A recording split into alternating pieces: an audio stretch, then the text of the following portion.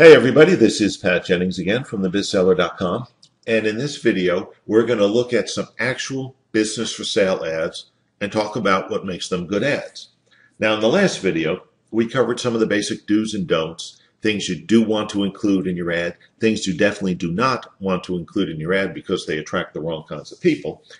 And the basic idea of that video was that you don't want to try to do too much with your business for sale ad. The whole purpose is to just give people enough information so they can decide if they're interested. You want to get them curious and you want to get them motivated to find out more.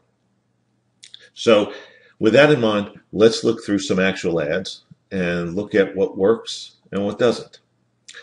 Now, in this ad, the first thing that I like about this is the comment section here is positive, but it's not too detailed. It doesn't go on for too long.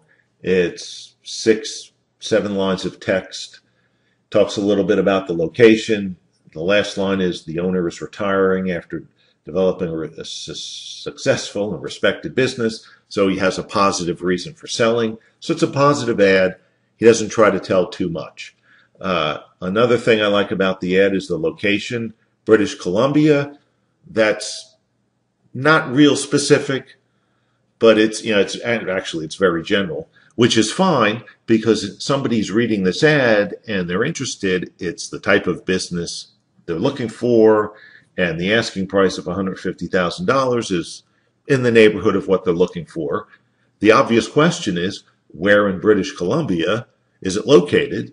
So for the qualified and interested prospect, that is a very immediate reason to respond to this ad and inquire and want to know more.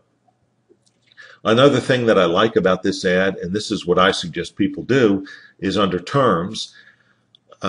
If you're looking for an all-cash deal, you might as well just say cash. But if you're willing to finance, then a one-word response there of negotiable is the best thing to do because, again, that lets people know that you, as the seller, are willing to talk about the financing terms, but you're not locking yourself into a specific number.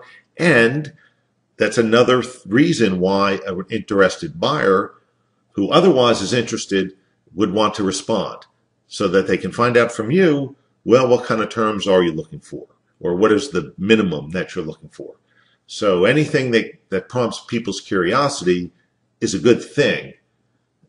You know, if they're interested, then they'll want to know where in British Columbia is this business located and what specifically are you willing to do in terms of financing. And then, once they've responded, that's all you can ask for from the ad. It's done its job.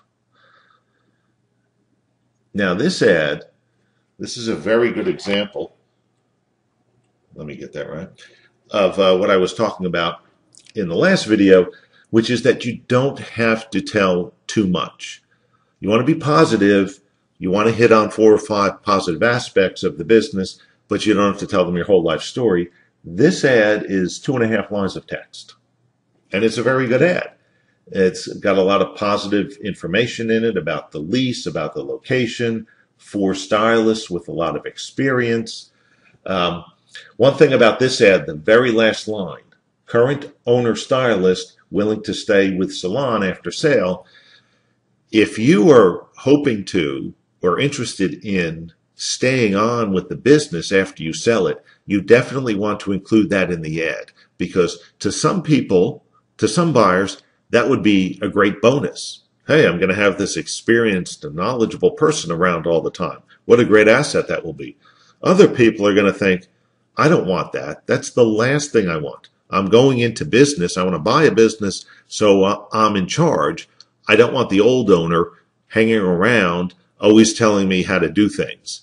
So, and either way, that's fine. It's just if you're willing to, or if you're hoping to stay on as an employee, you really want to let people know that up front because some people will be attracted to you because of that and other people will not be interested.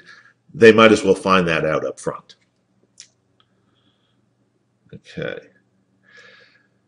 Now this ad And again, this is another great example of just 3 or 4 lines of text, some good positive information.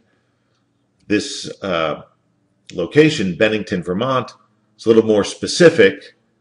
It's got the actual town in there, but it's a coffee shop. So I'm guessing that there are, well, I don't know, Bennington, I don't know how big Bennington is, but I'm sure there are at least dozens of coffee shops. So you're not really giving away too much with putting the city name in there.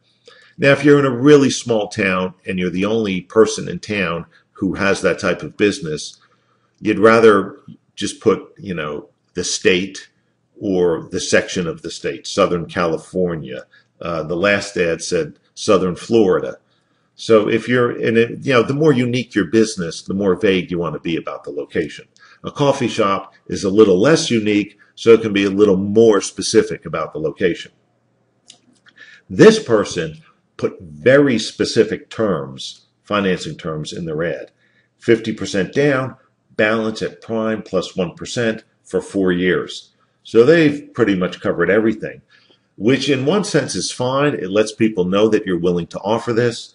However, you don't really have any room to negotiate unless you're asking for more than you're willing to take. If this owner is actually willing to accept 30% down, but they put 50% down in the ad, that just means they have room to negotiate when they sit down with an actual buyer. So, like I said, there's 2 ways you can do this. You can put the very specific terms in there, or you can put negotiable. I think negotiable works better because it's a reason for people to call up. And once you sit down with a real life buyer and you start working out all of the details of the sale, if you haven't locked yourself into a specific down payment and a specific interest rate, that's something that you can always bargain with. So, and a good thing about this is that at an asking price of $132,000 and 50% down, anyone reading this ad can see this business owner wants $66,000 down. If I don't have it, I'm probably not a good prospect for this business. So it could help to eliminate some people who don't have the money saved up. Okay, now this is another good ad. Again, all of these ads, when you look at this video, you read the comments section, they're all good. They're all positive. They're to the point. They're not long-winded. This ad, though, has one mistake in it, and it's right here. It says price negotiable. You never want to put, you always want to include a price, and you always want it to be what you're hoping to get with a cushion of about 10%, because people are going to want to negotiate. But when you put an actual price in there, it lets people know the neighborhood that you're looking at in terms of price.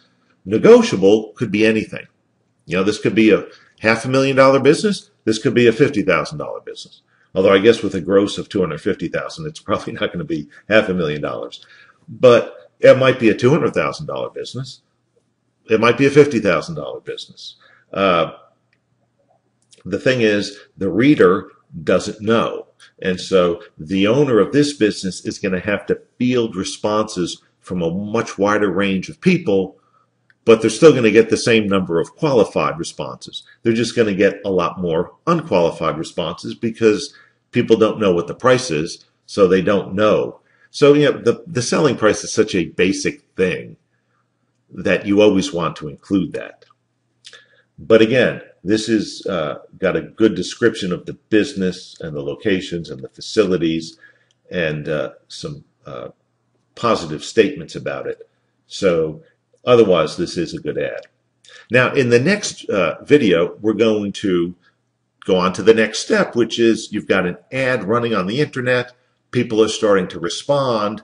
How do you deal with them? How do you weed out the good buyer from the bad buyer? What do you tell them, and what kind of information is it too soon to tell them?